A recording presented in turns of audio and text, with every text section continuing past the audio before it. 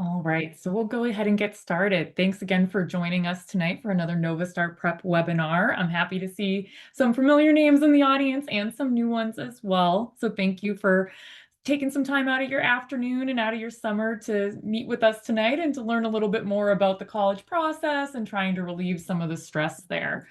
For those of you that are unfamiliar with Novastar Prep or just getting your feet wet with us, so to speak, I did want to just share on this screen that beyond college coaching, we are also here for every academic subject. So personalized tutoring from K through 12 and even college students. Sometimes those intro level classes, once you get there, you need a little bit more support when you're writing a thesis rather. And so we're here for that also. Certainly for test prep, some of you may have done some SAT or ACT prep with us. And certainly that is one of our cornerstones of our offerings here at Novastar. But across the board, we tutor everything. And I started here as a college coach and the college readiness team myself, and we cover every aspect of the process. So I'm going to condense what we cover typically into tonight's webinar so that you can get a nice overview of the entire process and some tips for reducing stress throughout it. So let me go on here. Just for those of you that don't know me or haven't attended a webinar yet, I am Bernadette Smith. I'm the Education Programs Director here at Novastar Prep, and I'm also a licensed high school guidance counselor. I'm licensed in the state of Massachusetts, and I've worked at both public and private high schools. I've been a college coach for a long time and started at Novastar Prep in that role and then found myself on the internal team here. And I do run a lot of our webinars based on college coaching types of topics. So college essay, test optional policies, things around those types of content areas. And then for 15 plus years, I've been a writing tutor, a college English instructor, and an academic coach. So my couple of different areas here all came together into loving helping students with the college process and helping parents with how it changes every single year. So what we thought we knew, we don't know anymore. So keeping track of everything that's going on. So tonight we'll be talking about the college application process and, calling it 101 here. Of course, to really go in depth with everything, that would take several hours, but we've condensed it into an hour here for you tonight so that we can get to the really big parts of it and then hopefully be a resource for you afterwards if you need any direct support for your child. You'll see a lot of tonight's presentation is worded towards a student, but of course it's applicable to you. And this is some advice that you can carry on to them as parents. And so few things before we dive in. I did want to mention, as you may have noticed, tonight's webinar is being recorded. So everyone here and anyone who signed up will receive a recording link after tonight's webinar. It will be a standing YouTube link, so you don't have to worry about it expiring or anything like that. So when you need it, you can fast forward to the part that you need and screenshot anything that might be helpful to you or pinpoint something you were looking for. You'll also notice that the chat is off, but the Q&A is open. So throughout tonight's presentation, I have it popped up over here on my right, so I'll take a peek as you all share some questions or ask for clarification on anything that I might be sharing. So those are just the two little housekeeping items that we have today, and I'll just hit send on something in the chat right now just so you can see any helpful links for tonight that you may need. So without further ado, we're going to get into tonight's content. And again, I thank you for being here. So we've got a couple areas to cover tonight. College application basics is where we will start. Then we'll go on to preferences in the actual college list. Briefly talk about letters of recommendation and then certainly touch on testing. Talk about the essays and the different kinds that you're going to encounter. The activities in the activities section on the Common App or similar applications, and then the actual act of applying. So we're going to get a lot of it covered within tonight's presentation, but certainly if you have questions after the fact, I'm very happy to elaborate on any of the topics we cover tonight.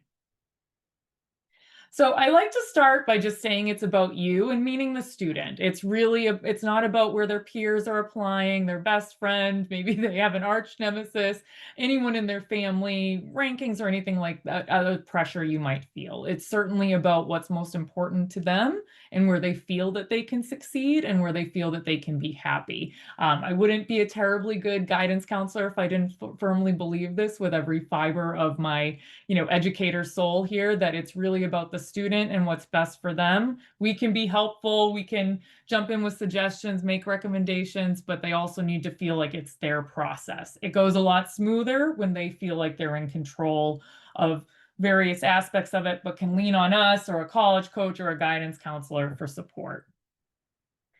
And now, to get into the basics, a lot of these things might be areas that you're familiar with. Some of them might have changed in the last few years. Some might be brand new to you if this is your first child applying to college. And so first we'll talk about the different types of admissions plans that are available. So we have early decision, early action, regular decision, and then rolling. There are some other conditional acceptance programs, different things like that that you'll see at very specific colleges, but these are the big four. Roughly 450 colleges have early decision or early action or both, and all should have regular decision deadlines. So for early decision, a lot of times this is where we get the most questions between early decision versus early action and what that means and who should apply to that given application process. So early decision, sometimes it's ED1 and ED2 because some schools have two early decision pools that they open up. Some just have one. It is binding. So this means if the student is accepted, that's where they're going. They have to rescind all of their other applications from other universities, including any other early decision applications that are out there, and they have to deny any acceptances that they've already received. So that's what makes this one really, really unique in that it is binding. You can try to get out of it. I've had students do that in the past. I mean, they can't, pick you up at your house and force you to go to college there next fall. But it does come with its downsides, and it will be told to other early decision schools that you did not fulfill the promise of being an early decision student, and it's frankly just not a good look. So you are entering a binding contractual-like situation when you're doing early decision. These are typically due early November. The most common are November 1st and November 15th. There are a few out there that are December, and there's an occasional January for early decision too. You're not going to see early decision much later than that. January 1st is usually the latest for early decision too. But like I said, the vast majority you will find are in November. And so, when students are applying for those November deadlines, you're going to hear back from colleges typically by mid-December. So every school will give you a heads up when you're applying early decision or early action about those windows of acceptances, but it's good for kids to know what to expect so they're not checking their email every day thinking they're going to find out 2 days after they apply, or if they have a concern and it is the date where they should be finding out, they know that they can reach out to admissions.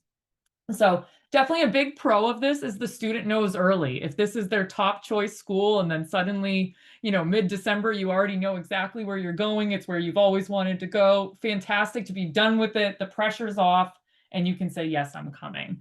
The con can be financial aid related.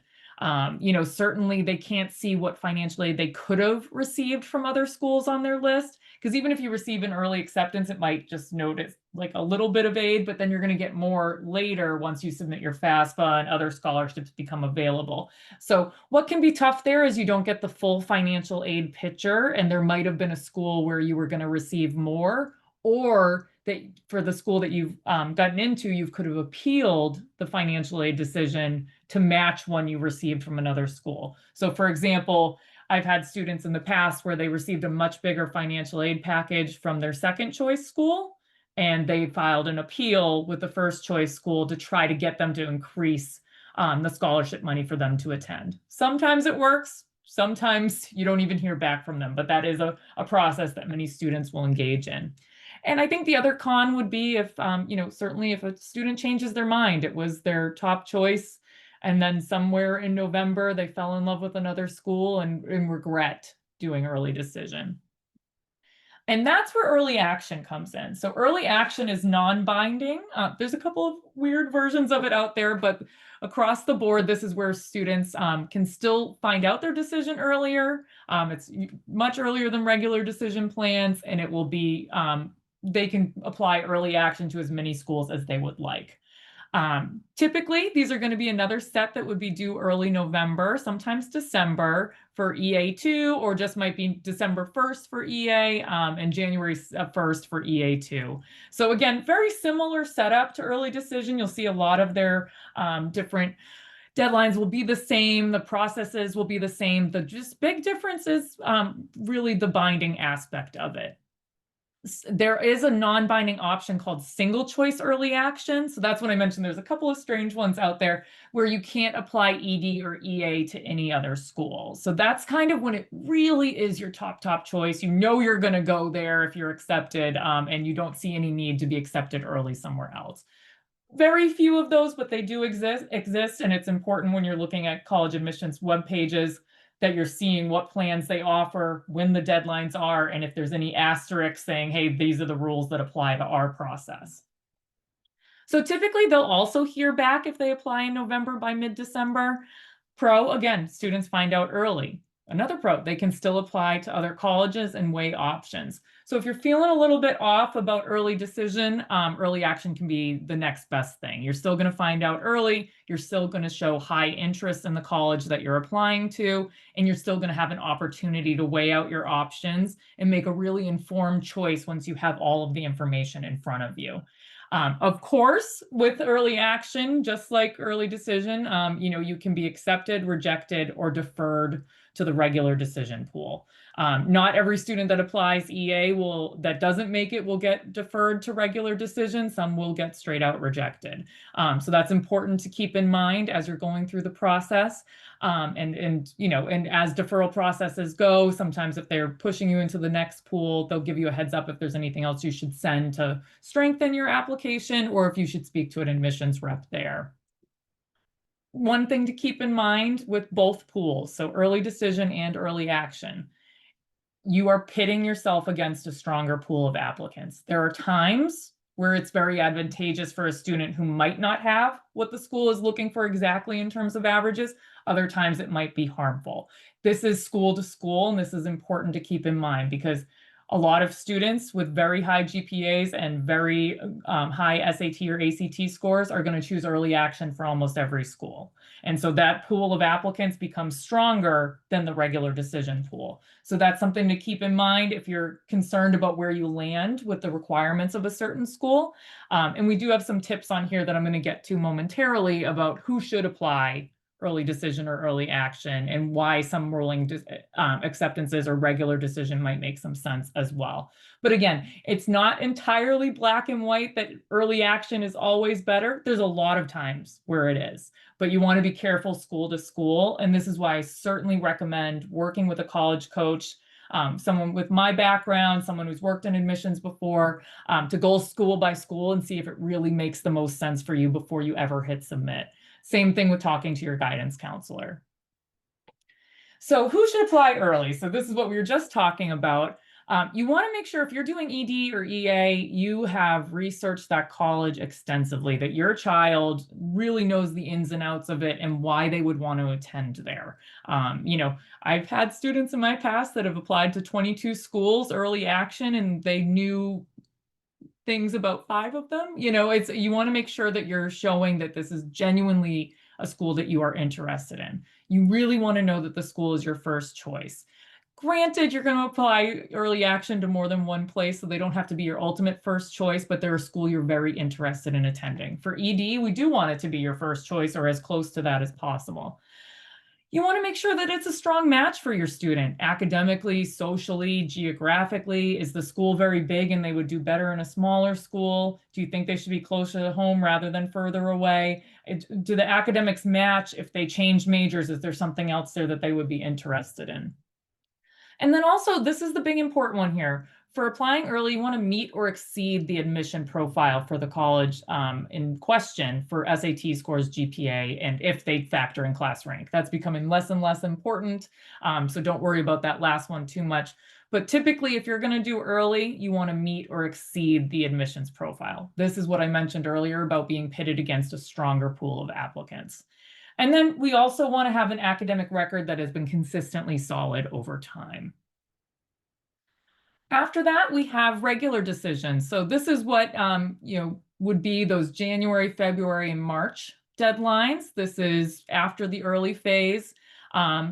January 1st is a very common one, January 15th, February 1st, February 15th. There's even a March 1st for some schools. You can expect to hear back from the colleges in the spring, typically by April 1st. Then that gives you a month to make the decision before college decision day. So that would be May 1st. So some of them will let you know earlier than that, but large universities will have on their websites exactly when decisions are coming out. They'll also let you know if they're releasing decisions in pools. So if they're doing it alphabetically and it pops up into somebody's inbox first, it doesn't mean you didn't get in. You might have a Z last name, it's coming later, but typically that's what you're going to find. Students can be accepted, rejected, or waitlisted, certainly in this pool. And you can choose to stay on that wait list or remove yourself ahead of the May 1st decision deadline. If you stay on it, you're going to probably have to deposit someplace else to hold your spot and wait to see if you make it off the wait list for the school that you are hoping for. Some schools with wait lists will accept additional materials like an extra letter of recommendation. This could be during the early action process as well if you were deferred to regular at that point. So sometimes ask for that, another writing sample, or ask another follow-up about why do you want to attend this school. So keep your eyes on all of those things. There's a lot of factors that go into the wait list. Then there are traditional ones where you're just waiting and you don't know where you are on the list. All right. Lastly, there's rolling admissions, where this is when a student can submit their application at any time. So whether it's, once the application's open, so if it's September 1st, November 15th, January 12th, there's no firm deadline until the very end. So, that can be during the summer. For example, there's some schools that I'm aware of that have an August 1st deadline for a September or move in August 24th admission date, right? So this would be, you could apply there and find out 2 weeks later, a month later. They'll have that all specified, but this would be a school that has a cycle going on throughout the entire year. Again, there's usually a final deadline, but you're going to be admitted at different times throughout the school year. And again, like I said, decision between 4 and 6 weeks. This can be a good one to have on there if you just want to know from a school that you're a really good match for. For example, if you know that you have a safety school that operates on rolling admission, don't wait to send it all the way in March. Go ahead and send it with all of your early action ones. Then you can know where you stand with that school. Then you find out about early action. You've got a couple more pieces of data available to you as you wait for others to come in.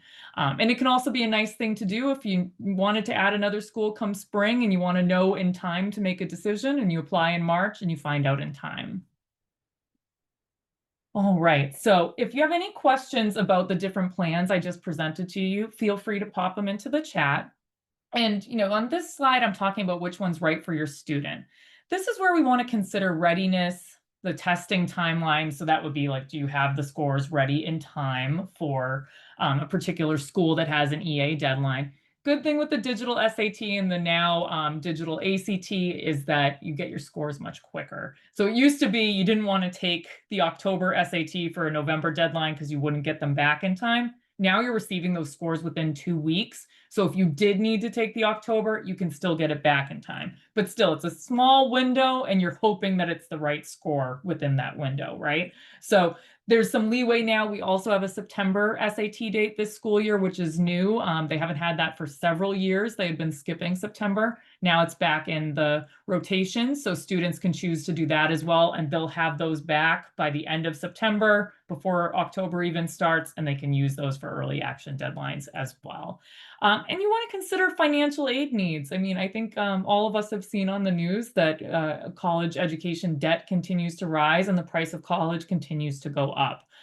Whether or not a student has a college fund or anything like that, you do want to see which school gives you the best option. And so you want to figure out if early decision limits you, or if you feel like from that school you're going to get the best package. And I always tell students, like, you have the whole summer to figure out who you're going to apply to early action or early decision. And if you're a rising junior, you have more time to think about it now as well. And certainly for our younger students. But you do want to take some time to explore it. You want to have everything done in the summer as well. So if you want to change your mind and apply early somewhere, you have everything ready to go. And if you're going to push it off, great. You've already checked it off your list anyway. And so, as I mentioned, this is where a college coach can certainly help build a balanced strategy. A lot of times what I would do with my students is, go school by school where we're submitting scores, school by school where we're doing early, school by school where it's rolling, and it makes sense to just submit it at the same time and really have a cohesive plan and no 11:59 p.m. submissions on deadline day. Things like that so we can reduce the stress, be really clear about the process, and make sure it's just taking one step at a time and taking each little piece out of it. All right. I don't see any questions at this point about early action or early decision or rolling or anything like that. I'll keep my eyes on it, and if you add it in later, I'll certainly take a peek. But in general, that's what you should know about the overall admission plans and the pros and cons of each and what's available to your student. And, the plan here is really, we just want less panic, more progress, right? This is a very overwhelming process for students. It changes all the time. So we think we know what's going on, and then it suddenly becomes different. And all kids hear all day is their peers talking about where they're applying, what their SAT scores are, what their GPA is. And it's a constant competition about who's more stressed out about it, who's staying up later writing things. That kind of pressure builds on our students so greatly. My own daughter is included in this, where it just becomes so much that they're comparing themselves to other people, and, well, this person's applying here and that one has a higher GPA than me, so why should I bother applying to the same school? And we just want to make sure that we take as much of a stress-free planning approach to this as possible and meet our students where they're at. So obviously, starting early gives space, it gives time. You can work through things more slowly, you can be more thoughtful in it, and it can allow for better choices later. So if you have a student that's fighting with you right now and starting the college essay, helping them understand that it's going to feel way worse come October when you have a ton of homework and you've got sports and you've got your job and you actually want to see your friends, to try and write the essay then. Setting a clear timeline. So when I work with students, we don't just have the deadlines we're meeting with the college, they have deadlines they're meeting with me. So that this is when the essay is going to be done. This is when we're finishing the activities resume. We're going to have this done by August 15th and that done by August 20th. Having those things so that you're checking yourself off, checking these things off the list, holding yourself accountable. Somebody's holding the student accountable as well. And it will just make things so much easier in the fall. And to really reiterate to our students, every student's journey is different. You don't all have to go to the same school, and frankly, you can't. There's not enough parking, and you can't all go there. So you got to look for what's right for you. And again, just working with a coach can reduce that overwhelming feeling and offer some guidance every step of the way. What I find happens more often than not is students just need a lot of reassurance that they're doing the right thing and they're putting their best foot forward. All right. So the next topic here in our College Admissions 101 would be talking about the college list, the preferences that go into that, and making sure that the list your student is either working on, has already developed, is balanced for them, and that it makes sense given their academic profile. So this goes for any age of student, whether you're a rising senior or a rising freshman. This is really important to think about as you start thinking, what schools could be out there for me? And in terms of reducing anxiety with this, again, I reiterate that you want to focus on fit, not just rankings. You're going to be living there, sleeping there, eating there, going to class there, spending a lot of time there. We want to make sure it's the right school for the student rather than what they think is right based on a bumper sticker or a sweatshirt. So focusing on fit, so matches their values, their preferences, their academic profile, the pace that they'd like to move at, the atmosphere they want around them. And just to keep an open mind, there are many paths to success. We're very fortunate in the United States to not really have a lot of bad colleges. That's not really a thing here. And those are usually the for-profit ones that aren't accredited, and those are not ones we would be looking at anyway. And just obviously, I want to avoid overloading applications. I mentioned a student I had before where we did 22 applications. I've had students do 26. I've had students do 30. First of all, that is stressful. Second of all, that is expensive. You're requesting transcripts, paying application fees, and requesting scores for 30 schools. You're spending a tuition before you even get to college at that point. So you really want to focus on quality over quantity, that the list makes sense and we're not just adding schools to add schools. If you don't really see yourself wanting to go there, if you don't see it as a possibility, it shouldn't be on the college list. And so we want to focus on what's important to the student and any academic programs and majors that fit their interests. So this would be, the fortunate thing, all large universities are going to have 50, 60 plus majors. So odds are if you need to change your major, it's going to be there. But if your student is interested in something a little bit more niche, you want to make sure that if they were to change, they have some options there in case they love the school, or what is the transfer process like if something were to change. Campus size, location, and the overall vibe. I mean, students will say a lot that they want a really big school, and then they go on a tour and it feels too much to them. Some students say that and they know that they really value relationships with professors and then find out they're going to be in an 800-person lecture hall. Other students think they want small and then thrive in huge schools. So you want to make sure that it matches up with what's right for your student and what they would be comfortable with, but while also challenging themselves to step outside of their comfort zone. Of course, we want to consider costs, scholarships, and financial aid opportunities. Schools have to be fairly transparent about that with the cost calculator on their website, so that's important to use. And then, as I mentioned, we really want to focus on balancing the list with reach. And there's a bunch of different words we all use for this: reach, match, likely, reach, target, likely, safety. There's a bunch of options there. And we just want to keep the pressure low and a lot of options open. Excuse me. All right. And so in the past, when I was a guidance counselor and now in my role here and when I was working with students, it was really important to have students focus on like the top 10 college search criteria that's important to them. For some students, this one's going to be the easiest. They know they want to go to four-year college. They're going to check that off. Obviously, there's some students who are debating here, but for the purpose of this conversation, we can assume that we're looking at four-year college, public, and private universities and what might be helpful there. Some students check off gap year too and will get accepted somewhere and defer their acceptance as well.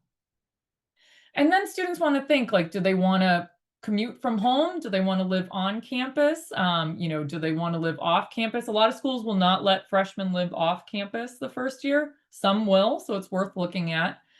Would the student like to have a school close to home? Are they within a train ride home or a drive home if something were to happen, or if they really wanted to come home for the weekend? Or are they on the West Coast and it's going to take a long time to get back?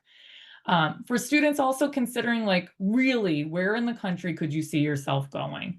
Is it just staying in Virginia? Is it the Mid-Atlantic in totality? Do you want to stay on just the East Coast? Do you want to stay, explore the South? Do you want to see more of the Southwest? Are you interested in studying abroad? So anything specific here, if you want to go to school in New York, but like the entire state of New York, you could note that here and say, I'm open to Rochester, I'm open to New York City, like a bunch of different places. And then students should also think about what they want that college town to be like. There's a lot of opportunity in a large city. There's a lot of beauty and community in a small town. There's different things you can find everywhere, and vice versa. You can find those same things there in the opposite type of environment. Virginia Tech is in Blacksburg, Virginia, and it's in my opinion, one of the best little college towns. And it really is like Virginia Tech is the town, and then there's the town associated with it. And it's an awesome place like that. Some students might go to a school in a big city and not like that the school is, disjointed. It's not fully connected with a big gate where you walk in. It's 17 different buildings across 15 blocks, whatever it might be. Some students know that they want it to be suburban, but not quite New York City or Boston or something like that. They want to be near it enough, but not necessarily in it. These things are important because we want them to feel comfortable while they're learning. And then again, here we've got some, considerations about the size of schools. So I just gave some examples here. Obviously, Virginia Tech has more than 15,000 students. They have 33,000. Closer to the middle here, we can put William and Mary, and then Roanoke for a little bit less here. Some students will say they just want to go someplace bigger than their high school, but smaller than a large school. Some know that they're destined for that, or some are really comfortable with small, and that's the best place for them. And then, of course, we want students to think about what they're going to major in or what they're most interested in, even if it's just a broad topic. Like, I know I'm interested in math, but I'm not quite sure what I want to do with it. Making sure that we have those things available at the school, and anything in terms of like what kind of licensure do you need? You know, are you going to school to be a dental hygienist and you only need an associate's degree, but you're looking at bachelor's programs? Different things, just making sure that you're looking at the right fit. So filling things like this out can be helpful with a guidance counselor or a college coach, but then also there's all available on like the College Board website. It's the section called Big Future. Students can start checking what's most important to them, and it will filter colleges for them. So you can check off that you want it to be a big school. You can check that the average GPA accepted is 3.0 and above, whatever it might be, and you can start sorting that way. It's not perfect. And, you know, if you put too many things in, it's going to come up with 0 colleges. So play around with it a little bit, but that's Big Future at the College Board. There's also Peterson's and Niche that you can use for that as well, that will let you filter, but always cross-reference everything against the school's actual website. And then here, you know, it's important to make sure kids have the activities and programs they like on campus. So sometimes you can do this through the College Board website. Sometimes they might not have every specific club listed. So these are important things to keep in mind. You know, if your student definitely wants to have Greek life, not every school has that. So you want to look for that. If they want to make sure that they can be in the theater program, you want to make sure that that exists there. Are there intramural sports or club sports that they could participate in that are not part of the NCAA recruitment process? Obviously, if we're looking at NCAA recruitment, that's a whole other process, and you would know if you're in it right now to an extent, and that would be something you'd be working with. You know, certainly a college coach can help with that, but you'd be talking to your coach, the athletic director, and members of the schools that might be recruiting you. Multicultural groups, if there's a religious group that your student might want to be a part of, if they see themselves wanting a very specific kind of study abroad that's not offered at every school, you want to make researching that ahead of time as well. And then if your student needs any other support beyond tutoring on campus, for example, just making sure that they have a comprehensive learning disabilities program. Academic coaching, sometimes that's a fee for service. That's overall helping them adjust to college life. Writing center separate from the tutoring center. Do they have a math center? Counseling services, they all should have it, obviously, at this point. Is there any special healthcare access that your student needs? Is there any independent living support if your student's in need of that? But this can also be, you know, if your student has a particular medical condition and you want to make sure that the right housing is available, or you want to make sure that they're doing their best by allergens, things to consider at that point. But again, this is not going to be something you necessarily filter the schools by. And so moving on from the actual college list and how you sort by what you want, we know that obviously it's not just what you want, it's what they accept. So we want to talk a little bit about selectivity and what that means. So first we'll start with open admission. That means all or most students are admitted. A good example of this is all community colleges, for the most part, are open admission. So you can have a 1.9 GPA and no SAT scores. You can, you know, you can have a 3.0 and you submit SAT scores if you'd like. They don't need them, but it is open admission. They're not having these really rigid requirements. There are some things that can stop it, right? There's certain programs, like if you're going to a nursing assistant program, they're going to look for a higher GPA for that. If you're going into some specialized programs, they might have like other asterisks in it saying, okay, we need to do this first before you can come here, or you need to get a certain score on a certain you know, test for getting into a certain program. So, you know, anything with placement testing, or there can be stuff there that's related to conduct and things they might have heard from your high school that would make it not open admission. Then we have what's referred to as less selective. That's where more than 75% of the students are admitted. Somewhat selective would be right there in the middle, 50 to 70%, or 75% admitted rather. Very selective, 25 to 50%, and then most selective, less than 25% accepted.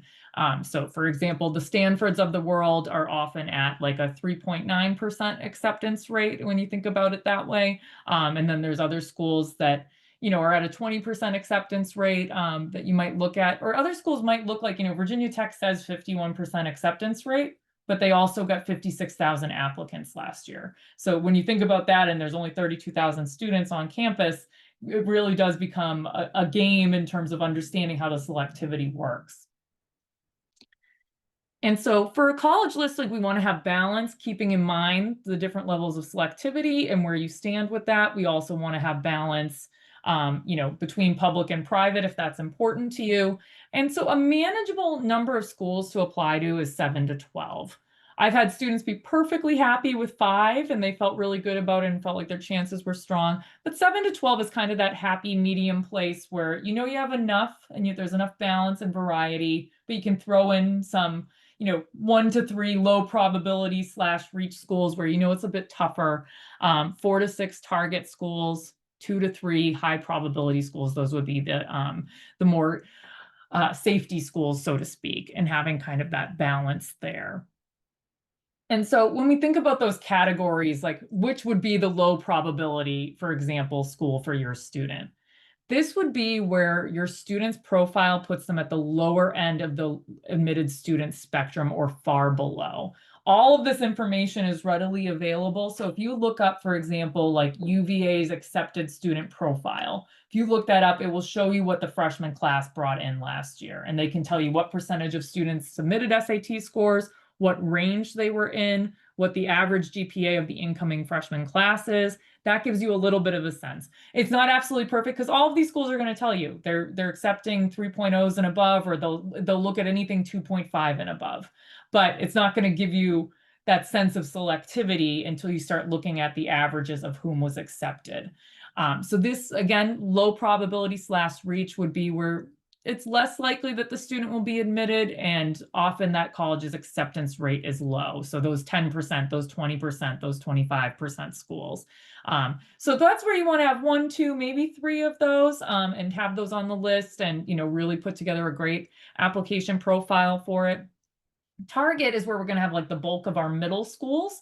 And this is where the applicant feels reasonably confident that they would be admitted because those GPAs and test scores are similar to what I talked about on an admitted student average.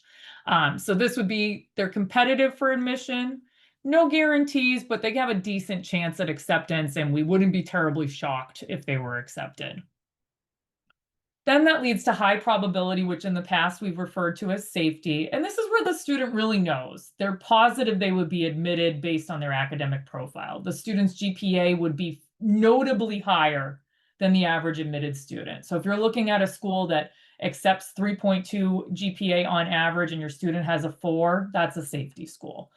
You know what I mean? That's a position where you are notably higher. There shouldn't be any question unless it's a very specific program. This can happen with nursing, for example, where there are only so many seats for the incoming freshman class and they're only accepting 30 kids or whatever it might be. That can change the acceptance rate, and that's worth talking to somebody within the nursing department specifically about. That's one of those programs where it is very hard to get into, yet we have a nursing shortage because nurses come back to teach those schools, fewer resources. So there's a lot going on there, something to keep in mind. Other than that, though, this is where you want to see that your student is notably higher than all of the requirements that you see listed there. And, one thing you can do to set up a list for students, and this is something we do with our students here, is kind of putting together the name of the school, the selectivity that we're seeing in terms of GPA, SAT, ACT ranges if applicable. So this is even if they're test optional, you still want to be able to look at these because you'll find that there's often what's referred to as a test submitter advantage. UVA, for example, they are test optional, but 70% of their accepted students submitted a score in the 1350 range last year. So again, it shows a little bit of a favor in that regard to submitting your scores. So you still want to look at them because it can give you a sense of where you stand with the accepted students base and where they stand on your list. And then noting which programs might be interesting to your student, any notes. And this, where it says category, that's where you would say, okay, this is my reach school, this is my target, whatever it might be. And then you can add on so-and-so from there. And just listing, different things about decision deadlines and making sure that you have all your things in. And if you have to switch, knowing that regular decision is right around the corner.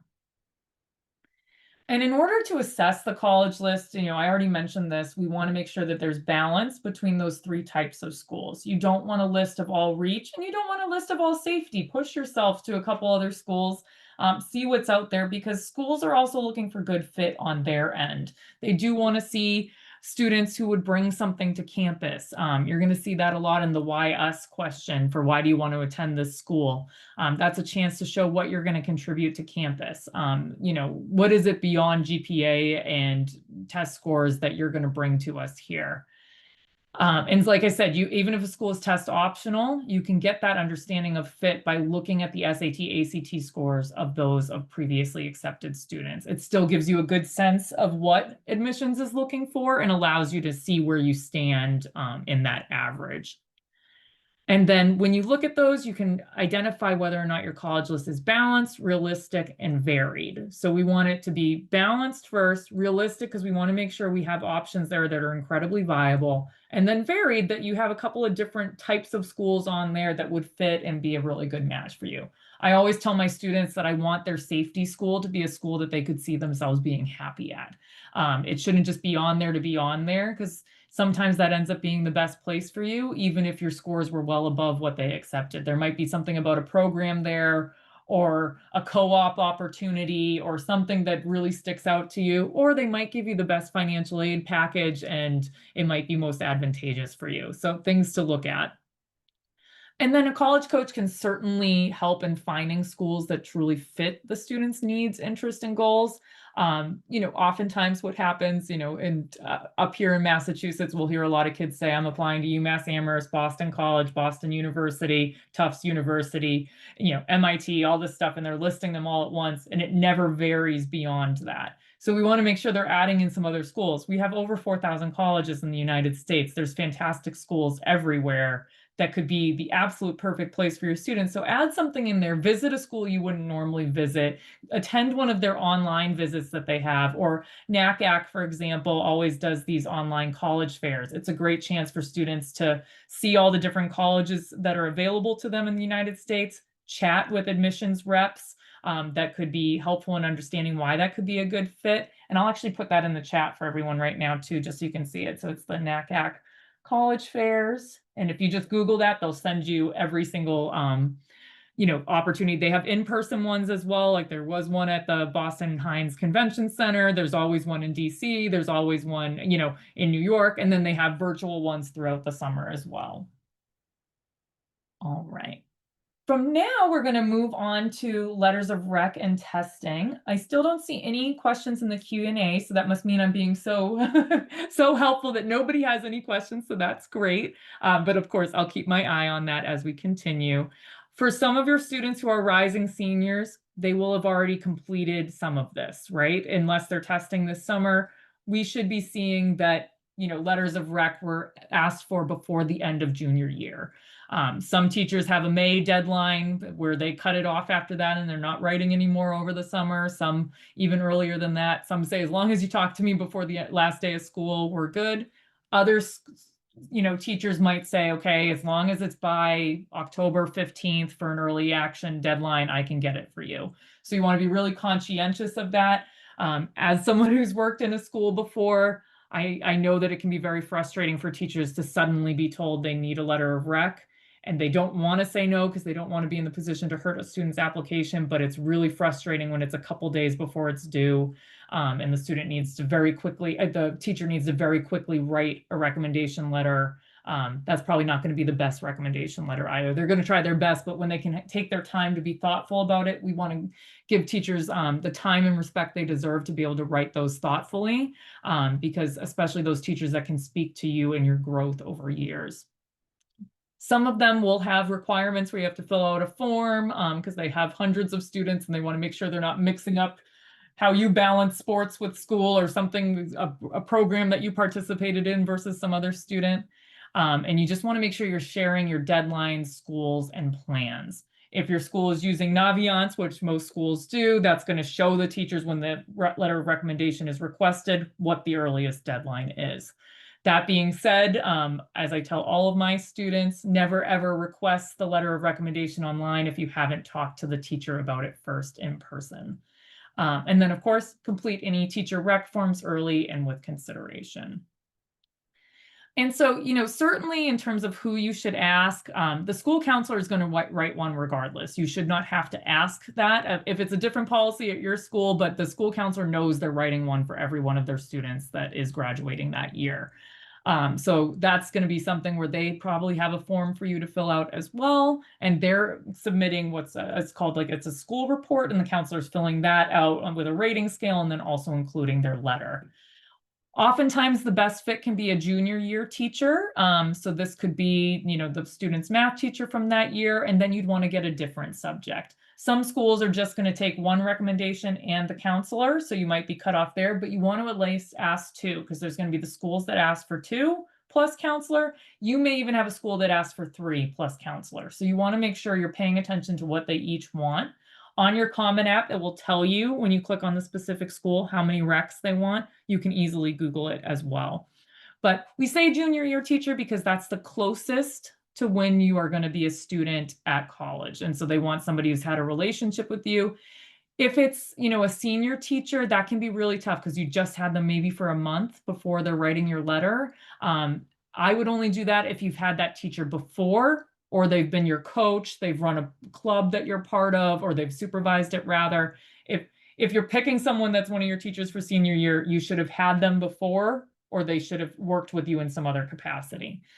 So like I said, you want to ask for at least two, and then vary a little bit with your junior year teachers. If you're doing two academic teachers there, if you're picking your math teacher, see if there's someone, if you want to do history or English or science, but you don't want to do two math teachers necessarily. You'd want to do a little bit of variation there.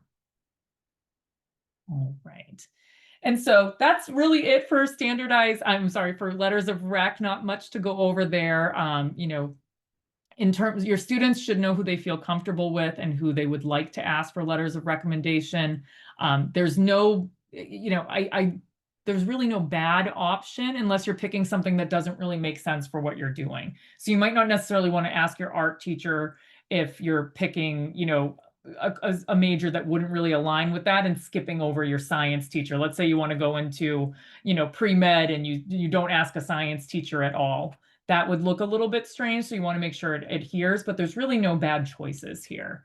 Some will also allow you to do a non-academic one. That could be a coach, a mentor, a teacher that you've had in a different capacity, whether, you have an internship with them or, have helped them out with something in the past. There's other opportunities there as well. But moving on to standardized testing, we do know that this is where we are right now. The SAT is completely digital and adaptive, so there's no more paper test. Test optional is not as optional as one would think. So the more data they have, the better informed decision they can make. And sorry here, this shouldn't say May 3rd. You'll see it at the end. We have a test optional webinar next Tuesday that I'll send everybody the link to too, and we go through that in great detail. Upcoming test dates, SAT, we've got August 23rd, September 13th, October 4th, November 8th, December 6th. ACT, we've got July 12th, September 6th, October 18th, and December 13th. So you can see there's some months where they switch off with each other. And so this is the exact plan. Starting in the September test, all school day tests as well for the ACT will be digital. ACT is not adaptive, SAT is. And just for everybody's awareness, we've got some SAT mock opportunities coming up. So we have one this weekend if you're interested for another SAT opportunity. And then we also have one on August 9th. If you're interested in taking one, having your student take one on their own time, you can simply reach out to me and I can help set that up. It doesn't have to be on one of the mock test event days. We have an ACT mock on August 16th, and we have a boot camp for the SAT July 19th through 20th. So that's 2 days, 1 day's math, 1 day's verbal. And then we have a longer SAT class running 7/28 through 8/13. So if anybody is looking for some additional prep, if you're a rising junior, for example, or if you're a rising senior who's taking the August or the September or the October, these can be really helpful and let you know where you stand right now. And so I'll talk briefly about reducing anxiety with testing because I want to get to a couple of the other topics before I have to let you go today. You want to take the standardized test when you're ready, not when you're rushed. Students who find out their parents registered them for a test the week before, the night before, that can be really nerve-wracking. So you want to make sure you're ready and it's not a rushed feeling. We want realistic test goals and not aiming for perfection. And practice tests really can build confidence and reduce anxiety. The more experience you get with the test, the fewer surprises there are on test day. You really know what to expect, and you feel more confident with the test. And then having a plan with a coach can be really helpful there as well. So this one I'm sure of is interest to families, and we do have another webinar completely geared towards essays. But in terms of this, there's a lot that comes up for students. First and foremost, the common application essay prompts, they have not changed in the last several years. They have confirmed that these are accurate for this year. So you can see that there are 7 prompts here. Of course, students only have to write one, and they're all very relatable, and then it simply ends on topic of your choice. So it's very unlikely your student's going to pick a topic that either doesn't fit into one of these categories or can't fit for essay of their choice. There are things that we talk about in terms of do's and don'ts, what to write about, what not to write about. But as long as your student is being their authentic self, that's the best story to put forward. I've had students write about their life as being left-handed. I've had other students write about their relationship with their grandmother. There's very different things out there. It's not meant to be your most academic paper you've ever written. It's meant to be your student's voice. With fewer interviews in the admissions world today, this is one of the few times admissions gets to hear their voice and imagine who this student is beyond a bunch of numbers. So, there seems to be some topics that are very out there, but remember, this is somebody who's reading essays all day. You want to stick out in their memory as well. So again, these are the essay prompts. You all can read them. I can send the list to you, but every single one of them you can probably tie something into. And so in terms of how to choose a prompt, I always tell students to read and reread them and take notes on which relate to you. So for example, if you come back here, describe a topic, idea, or concept you find so engaging that it makes you lose all track of time. What topics are those for you? Do you have something like that? I've had students in the past that are so interested in particular battles of World War II, for example, that they love to research it on their own. They're fascinated by it. They chose to take a class on it by themselves. They attend lectures on it at local colleges, and then they can talk about that there. It might be something else that they're really interested in, but there's things that you can reflect on there and take some notes on. This is where I think parents and friends and relatives and teachers can be so helpful. I do ask students to seek input on for the essay in the sense of, these people know you the best and see a story of yours that the student might not think of. You know your kids and you know how big their hearts are or what kinds of leaders they are. And there might be a story they're not thinking of telling, or that they don't think that about themselves. That's what's hard about the essay, right? Is they feel like they're either bragging about themselves or trying to make a story interesting that maybe doesn't seem interesting. But as their parents, you know a story about them, a time that they helped somebody, a time that they had a lot of gratitude for something, a time they encountered a challenge and really got right back up and had some resilience about it. So this can be helpful for students, even if they don't love the idea at first. Let them marinate on it and see if it could be a good fit. A teacher might have a great idea for them as well. Their best friend might be like, oh my God, I can't believe you're not writing about that time that you did blah, blah, blah. So there's a lot there. We want students to capture their thoughts with a few potential topics and just write some sentences in their own words to expand their ideas. See what starts to come naturally. And then, of course, it's time to brainstorm, outline, and write. This can be done very efficiently and with a great deal of assurance with a college coach. Every single one of our college coaches are here to help with essays and from picking the topic to the outline to the full development to the revision to the final proofreading to submission. And it can be really good for students that are unsure. And it also helps the student be done proofreading it too, because you can edit something to death and then suddenly it doesn't sound like the kid anymore. There's another essay you're going to encounter on a lot of applications. Why do you want to attend X college or university? So why do you believe George Mason University is the right institution for you? Please tell us why you want to attend UMass Amherst. These are typically found under custom questions or writing on the school-specific sections of the Common App. So you got to look for those. There's going to be a part where there's essay, and then there's going to be extra questions under custom questions. So you want to look for these there. Occasionally they're optional. However, certain schools require them or require them if you're applying test optional. So you want to keep an eye on that because you might click test optional and suddenly an essay box pops up. So keep that in mind. Even if it's optional, do it. There's no reason not to do it. It's not a great look if you don't do it. Typical length, 100 to 400 words. These are very short, which sounds great, but can also be a challenge. And so, like I said, if you want to go to that school, write that essay. This is where you'll find it. So this is just a little screenshot of where you're going to find the Why Us essay. It's oftentimes here under questions. This is also where you're going to find, what do you want to major in? Do you plan to live on campus? It can be buried in there. Go look for it there so that you're not writing something the night before it's due. Some quick do's and don'ts about the Why Us essay. Do thorough research on the school beyond the basics.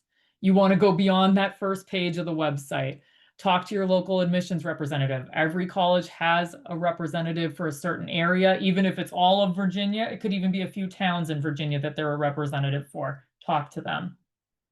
Dig deeper into the website. Find a course catalog or a syllabus from a class that really fascinates you. See if there's a professor that you really want to work with there. You want to go beyond the basics.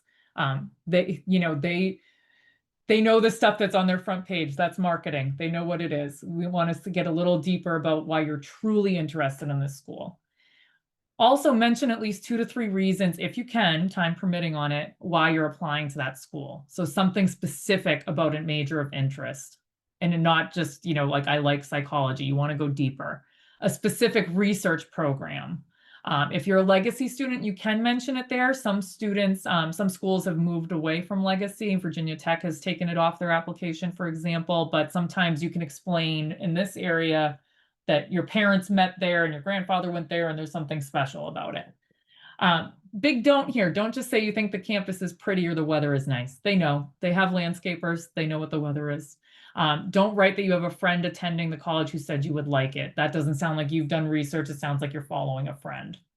And then don't explain that you heard their psychology major is good or that the school is ranked number 12.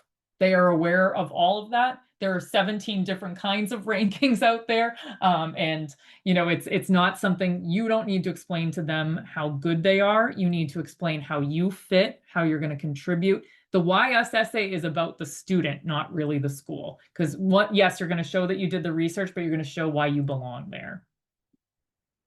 And so again, Why essay is really about the student. How are you going to contribute to the campus? How are you adding to the community? Is there something about the campus culture that appeals to the student? Is it particularly diverse? Do they have initiatives like environmental initiatives on campus that really speak to your child and they want to be part of that? Virginia Tech, for example, is known for their community service. Their motto is Ut Prusum, so that I may serve. They're really into that, like touch about what that campus culture could mean to you. What else are you interested in on campus? Like, is it you're going there to take classes, but what are you going to do in the in-between? Is there something that you're really interested in? So again, this is, you really want to think about this essay. It's not just a little one-off where you say, I've always wanted to go here. I like the basketball team. You want to be much more in-depth than that. And then certainly you want to look ahead to any supplemental writing. So I know it's dizzying how many writing things there are on the different applications out there, but a lot of them will have essays beyond the main personal statement. Some of them will be very specific to the school. Other ones will be, how do you define success, and asking you to write 500 words about it. You'll want to plan accordingly. So this is what I mentioned before. I would have deadlines for all my students for all of the different writing assignments. We would know what all of them were before we even started writing one. So we want to have that timeline set up. Please do note that colleges have until midsummer to update their Common App questions. So don't assume what essays you see on the school-specific sections. The Common App 7 essays are absolutely what they are. Those are not going to change, but the school can change some of their specific ones. They don't always do, but keep in mind that sometimes a supplement might change slightly. Again, they don't always change it, but you want to make sure. So frequently check the Common App. So as of August 1st, they're all final. So look and brainstorm them as well. But it doesn't mean you can't get started. Like I said, you can even ask admissions if they're planning on changing it. And so, the essay tends to be the biggest hurdle with most students. The applications themselves you'll find are not that tough, but it's really the essay, the activities section, things like that, where we want to make sure the college knows what matters to you. We want them to hear their voice. You don't want last minute essays. That's so stressful, and you're doing it on top of schoolwork, on top of other activities and responsibilities. So you really don't want your student to put themselves in that position. As much as they can get done this summer, the better off they'll be. And if you're the parent of a rising junior, the more they can do during the course of this year to offset the stress, the better. Some schools are great and the English teacher has them write one second semester junior year, but a lot of times those essays never make it to the Common App. The students end up rewriting them. And then certainly, a college coach can help with structure, feedback, brainstorming, things like that. And just having a third-party person, there can be a lot of tension between parents and students during the college application process. I say this myself. My daughter just finished freshman year in college, and she had a guidance counselor living in the house, and she didn't necessarily want my help with the essays and the application. So you got to let them do it their own way. A third party can be really helpful. We probably can't get into all the activity stuff, but I'll show you quickly. This is the activities section on the Common App. So they're going to give you 10 spots and very little room to write about them. So organization name, 100 characters, describe the activity and what you accomplished. 150 characters, not words. It's very small. I really suggest working with someone on this because you want to show the importance of the activity, and that is not a lot of room. It's very tiny, and it will cut you off. You can't go to 151. You want to show which years you did it, what time it was during the school year. If you did it every week, so 52, 52, I'm sorry, like 2 hours per week. And then if you did it 52 weeks a year, then you're going to do that as well. And more often than not, you're going to want to say, yes, I want to participate in this in college. It doesn't mean they're going to chase you down and force your student to do it, but it's good to show you're interested in participating on campus. So students are only allowed to enter a few activities there. So for some students, that's going to be filtering through 35 activities, determining which 10 they should include. Quality. We want to go quality, the most important things, the things they're most passionate about, the things that would make the biggest difference. For other students, they don't need to list 10, but you want to make sure that you have more than 4 activities listed there. These can be sports, clubs, religious groups, hobbies, employment, volunteer work, internships.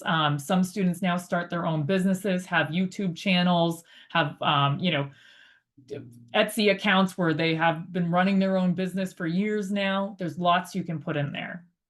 As I mentioned, word count is very limited, so students need to be extremely concise, yet powerful in what they're saying. Some schools will let you also upload an activities resume, which is great, and then you can do some more details there. Getting a really nice formatted activities resume can be really important. Some schools will ask students to elaborate on a particular activity if they so choose, and that can be a great chance to explain the most important one. And you want to show an array of activities if possible. A lot of students might be 3-season athletes. Make sure you're including after that some community service, maybe something related to leadership, maybe something more academic. And so the myth of doing everything, colleges value depth over breadth. That's just the fact of the matter. They want to see that the things you're doing are meaningful. And so we want to reduce activity anxiety. You don't have to be in 20 clubs. You need to do things that are meaningful to you as a student. Your student needs to like what they're doing. Don't join track just to say you're a 3-season athlete or to say you're an athlete. If you don't like it, you don't want to run, it's not going to move the needle on your college application so much if it's something that you don't even enjoy. Students should own their activities, not just what looks good. So that's what I mean there. And students can work with a college coach to identify some newer ways to have some new extracurriculars. Things have changed. And like I said, I have students with LLCs when they apply to colleges. I have other students that, started their own like baseball camp during the summer, and it's for left-handed pitchers. There's really unique things that students can do, and so much more ways they can show it online now. So coaches can help our younger students develop that and can help our older students put it into context on the application. Lastly, the act of actually applying. I'm going to go through this quickly because we already went through that. You may already know applying costs a lot, anywhere from $40 to $80. There are some $90 ones out there, certainly. Sometimes there's fee waivers from open houses, things you can use there. Some have free applications until a certain date. Students with financial need can obtain fee waivers from their school. Make every effort to ensure all your materials are submitted before the deadline as well. So scores, even though it's online, submit your scores 2 weeks before the deadline to the colleges. Make sure you're requesting your transcripts a month before the deadline. Make sure your recommenders know that as well. So you want to have all of that available. Proofread everything, not just the essay. Capitalize appropriately on the app. It is not a text message. I have heard from admissions officers that when they see that, they're like, they just filled this out like they were texting. You want to make sure you're capitalizing appropriately and that everything's correct from the program, the admission plan, everything. There's lots of things you can't take back after you hit submit. After applying, there's a whole process there. The student will get an account that they have to monitor, and then a confirmation email. And certainly, they want to check that regularly, and then they'll eventually be given a school email if they are accepted. Basic college application checklist. I can send these screenshots to you all, but basically it's going through all of it. The actual creation of the application, the essays, making sure we've got all of them. Transcripts, sending scores, submitting applications, monitoring those financial aid awards, monitoring application status. Your students have to check those portals because they might say they're missing the transcript. They might have already found out they've been accepted and they haven't even opened it. And you just want to frequently check email from correspondence for the university. We just want to remove some of the stress by staying on top of things, by doing things early. A checklist will help with everything, and really celebrate progress. Be happy when certain things are done. We want to make sure that we're finding the best fit, not chasing prestige for some reason or another. College coaching can help here by keeping students accountable, making sure everything's complete, and you as a parent can talk directly to the coach and know everything's complete and not be worried about all these missing pieces as you go throughout. All right, so just focus on what's controllable, your effort, your mindset. Redefine success as finding that right fit and making sure that you're creating healthy boundaries for your students.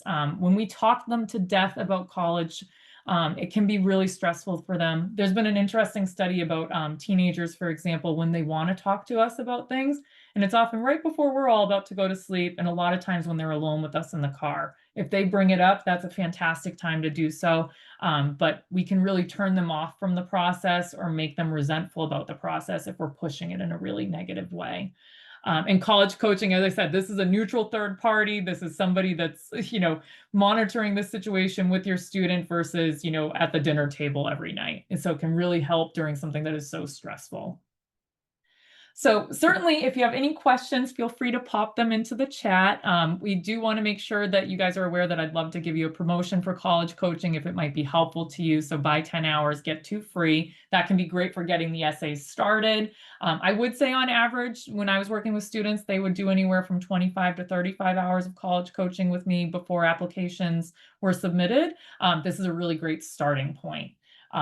If you have any questions, I'm going to look over there. I'm just going to move to the next screen so you guys can see that we have the test optional webinar next Tuesday. You'll get a link from me for that if you'd like to join, and so you can learn more about test optional policies.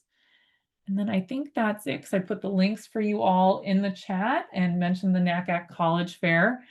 So if you have any questions, you're going to get an email from me later that you can certainly respond to. And I know it's a stressful process for parents as well. And so just making sure that you're setting your own healthy boundaries with it as well. You're going to have parents talking your ear off about it at volleyball matches and other things. And just remember, you and your kids need to do what's right for you and what's going to be best for their future. And, that's what's most important, not what other parents are doing, what other students are doing. It's what's going to be the healthiest, happiest for your child. So I think with that, I can actually let you all go and make sure that you can have the rest of your evening. Thank you for staying a couple minutes later with me. I really appreciate it. And I look forward to seeing you at the next Novastar Prep webinar. Thank you and have a good night.